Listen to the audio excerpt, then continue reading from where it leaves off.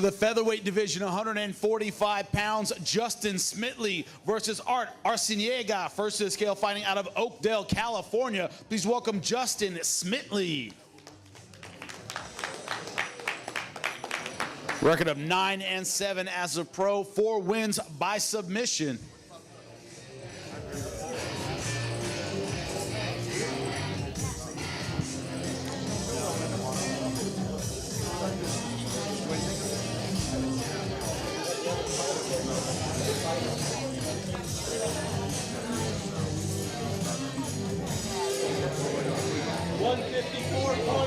$154.4. 45.4? Whoa, whoa. You guys.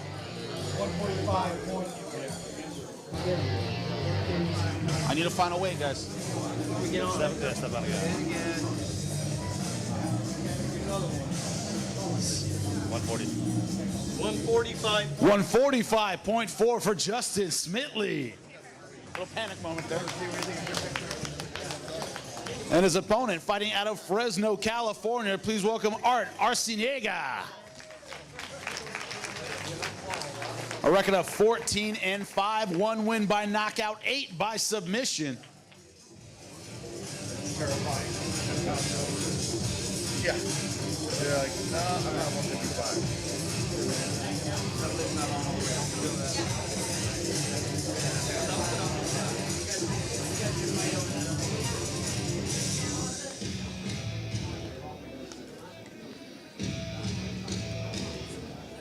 146 even. 146 on the dot for Arciniega. How are you? Thanks for fighting. Thank you. Come on, red, blue. Square up, guys.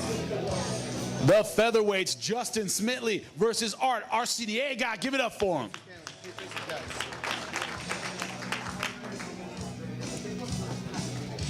All right, guys. Good luck tomorrow. Good luck, coach. On to the bantamweight division, 135 pounds. The Tale of Tape brought to you by Dave & Buster's, the only place to eat, drink, play, and watch sports. Look at the record. Arciniega, much more experience than Justin Smitley, better record. Arciniega, pretty interesting character. You ready to fight? Documentary on him on YouTube. He has won 7 straight in the red with the red gloves since a unanimous decision loss to Chad Mendes. That was in 2009. Both guys starting out very aggressively. Arciniega throwing a lot of punches, but off balance because of those kicks. It has to feel different when you get on this stage. See a lot of fighters, local heroes, they do great in regional promotions, and then get to Bellator and the big lights, bright lights, a little too much. Smitley fast with those kicks. Yes. Unbeaten in his last 4. I don't think Arciniega expected this kind of attack. But leg kicks do, if you're not ready for them, is they take the balance right out from under you. You're trying to throw punches, and you need your hips and feet in alignment to do that. And opponent kicking them out from under you makes punching really difficult. We were talking about Ken Shamrock earlier. It was Ken Shamrock that drew Arciniega to MMA in the first place. UFC 7 was the first one he ever watched. Kind of faded away from it. There were no boxing gyms in his town. It was only karate. That was the only thing there was, and that's what he studied.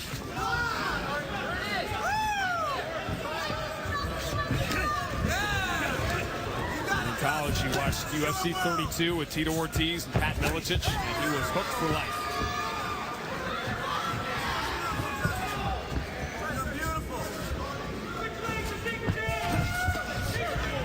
Arciniega standing in front of Smitley a lot, not cutting a lot of angles, coming in straight. It's easy to time an opponent like that.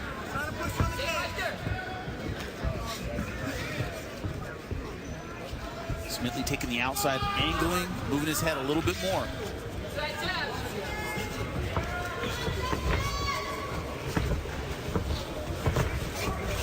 The great misconceptions of MMA is that if you're on the outside, you're not dictating the fight.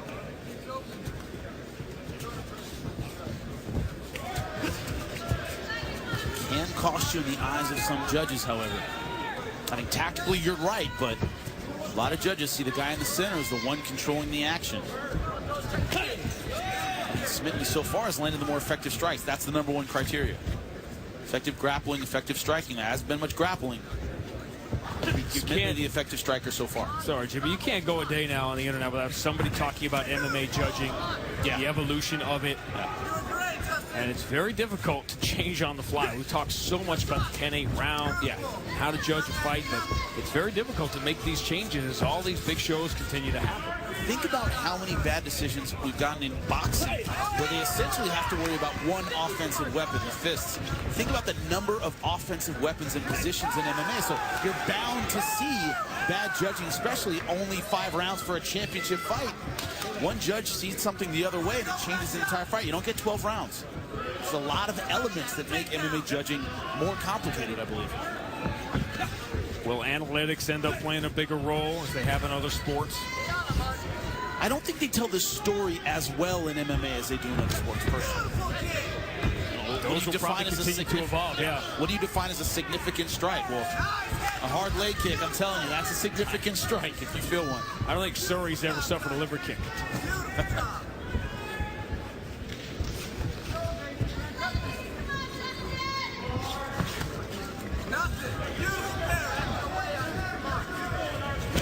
Smitley very confident with his hands down. He's relying on his ability to see punches coming and slip them. He wants this on the ground. He's just waiting for his opportunity to get it there. 17 professional fights for Smitley. He has not scored 1 knockout win. Surprised the degree to which this entire first round has been on the feet. And to which Smitley has been doing so well, in my opinion. That's the thing about MMA. You might walk in, look at a guy's record, and think you're facing a certain kind of guy. Get in there, and there's something totally different in front of you. So many fighters tell me, I don't like looking at tape. I don't like knowing anything about my opponent because they'll make a judgment that isn't necessarily accurate. Arciniega, I don't think expected a stand-up fight. That's what he's got. It's a guy who's angling and moving very well. What's interesting is the disparity in fighters. How some say, I want to watch tape, I want to watch clips, I want to watch everything, and some don't want to watch it at all. But Arciniega and Smitley stay on their feet for all of round #1. Quote a great archaeologist, it ain't the years, honey, it's the mileage. It's what you've been through. There's a reason Bernard Hopkins had some of his best fights past 45. He never got hit. Some guys are used up at 30. So 2 guys having a good time in there. That's the other side of it. Sometimes you freeze under the big light. Sometimes this is what you've been waiting for.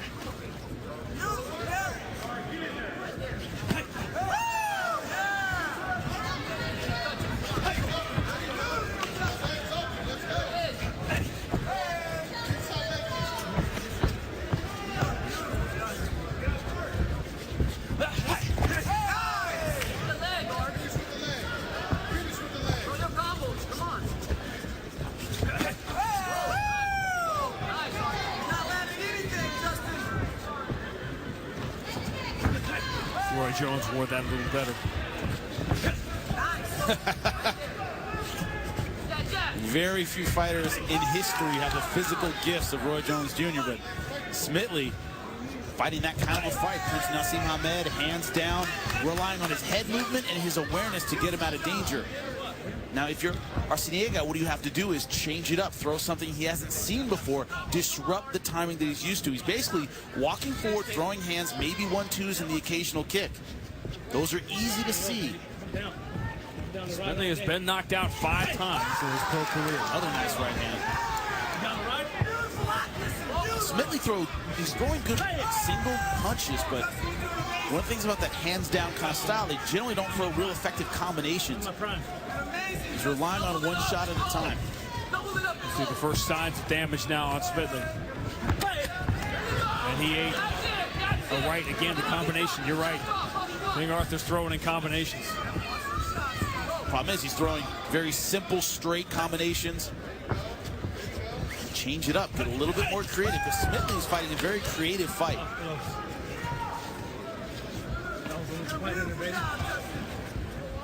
Smitley now doing a lot of taunting, a lot of talking in there.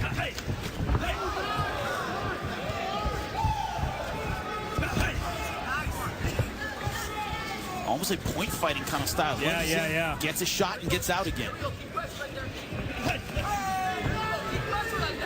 Once again, the weakness of that kind of style is they generally only throw one shot at a time, just like that.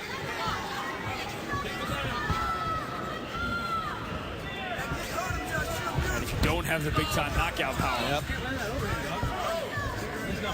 it's not going to put you in the winner's circle. For a guy like MVP who can reach in there and knock you out and then get out.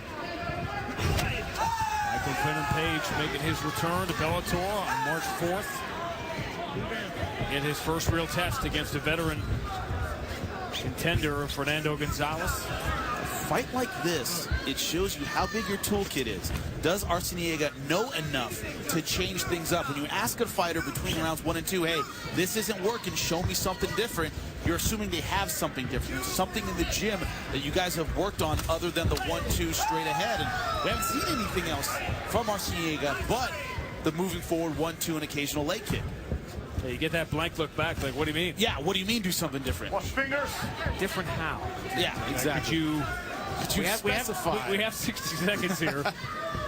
What exactly do you have in mind?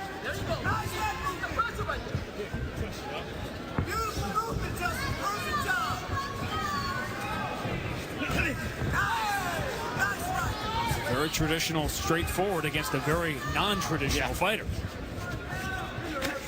Great fighter has a plan for everybody.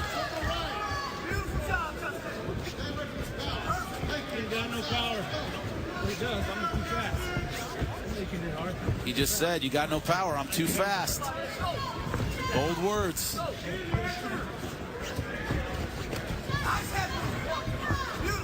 Perfect world, you want to be able to remember you said that after the fight. Yeah, exactly. And also, we're seeing a lot of following footwork.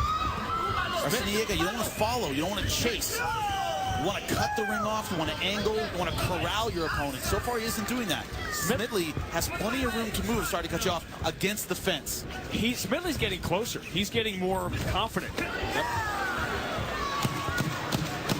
10 seconds. Stop at the bell. The unorthodox Justin Smitley. Let's go. How would you score this one? I have it 10-9 both rounds for Smitley. He's landing the more effective strikes. Talk about generalship. There are many ways to command a fight. He's commanding it, I think, from the outside. He's making Arciniega chase after him. Watch fingers. He's dictating how this fight is going so far. Now, a lot of fans or judges might disagree. The guy in the center is the one dictating. Yeah. I think he's dictating from the outside, making Arciniega follow him and counter. It's just what we talked about, and I agree with you. I wonder if the judges will as well, assuming we get there.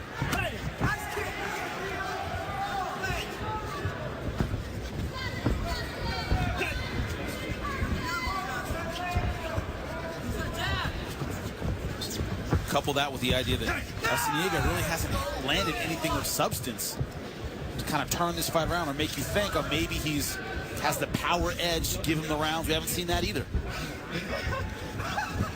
Smitley laughing at him.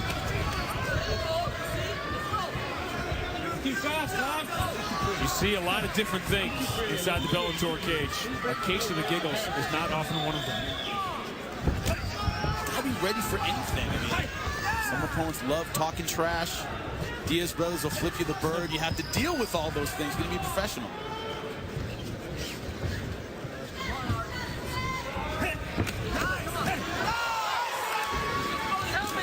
Smitley countering well enough to keep him at distance.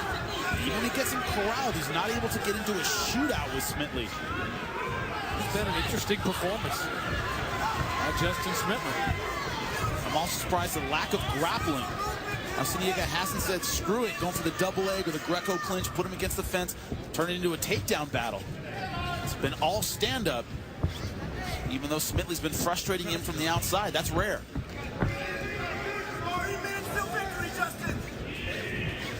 That may be accurate. I agree with what his corner just said. 3 minutes from victory.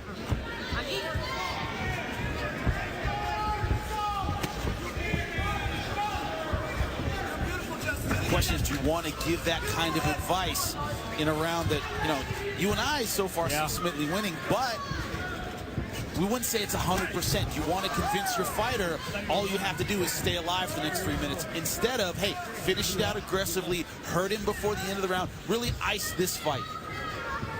Smitley is dictating the pace and dictating the jokes. He's going to throw his gloves down when this is over like Def Comedy Jam and just walk off. Trying.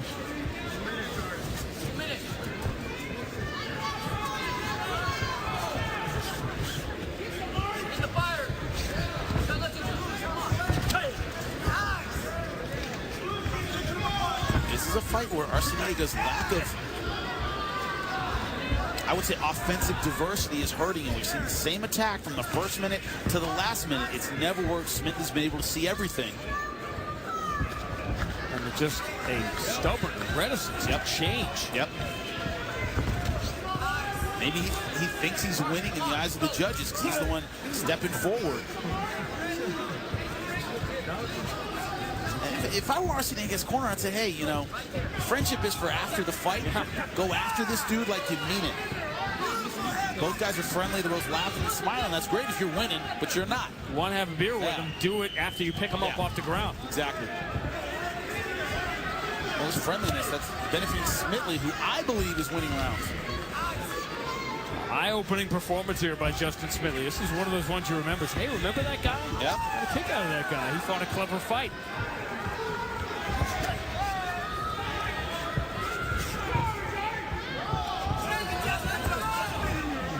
We began in the opening minute of it talking about how you can control a fight from the outside. You can dictate the pace of a fight from the outside, and Justin Smitley just followed that script for 15 minutes, or for 14 and a half anyway. With counter shots like that. You see 30 seconds left, and we're not seeing the desperation I would expect from Arciniega. He's fighting like he's ahead. Which he could believe. I don't think he is, but he could believe that at this point. I never know. It's amazing how many fighters tell me I thought I won that fight when we thought they got dominated. One thing is, it certainly hasn't been a physical domination. It's just been Smitley has been tactically ahead this entire 15 minutes. This will be an interesting one to hear. To see if the... Ladies and gentlemen, having gone the distance, we'll go to your three cage-side judges. Mike Bray, Abe Bilardo, and Ron McCarthy all see the fight exactly the same at 30-27. All for the winner by unanimous decision, the Bushido Kid, Justin Smitley. All that worry for nothing. Everybody saw it the same way. I agree.